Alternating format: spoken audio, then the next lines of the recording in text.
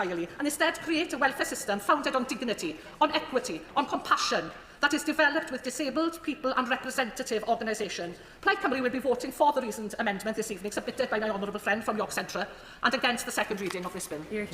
Diane Abbott. Millions of disabled people will listen, view or read about this debate and its consequences and feel fear. Because for some members of the House, this is just an afternoon's political cut and thrust.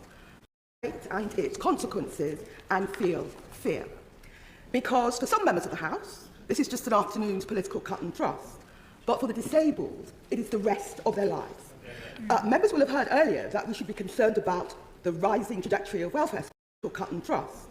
But for the disabled, it is the rest of their lives. Members will have heard earlier that we should be concerned about the rising trajectory of welfare spending in this country. Ministers say this all the time. But what about the rising trajectory of tax avoidance or the rising trajectory of salaries in the City of London? Why? Ministers say this all the time. But what about the rising trajectory of tax avoidance or the rising trajectory of salaries in the City of London? Why must people on welfare bear all the opprobrium and have the money taken out of their pockets? We are the Labour Party, and we've historically stood up against injustice. Why are we stepping away from this today?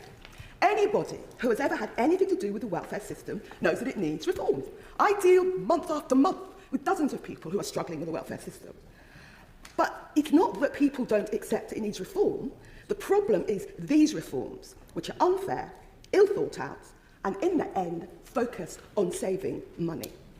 And on the question of the personal independence payment, too many members talk about PIP as if it's too easy to claim, that people are gaming the system or even engaged in some sort of scam. The truth is that PIP is generally not merely difficult to claim, but humiliating to claim, and any reform should deal with that. There are so many practical problems with this bill.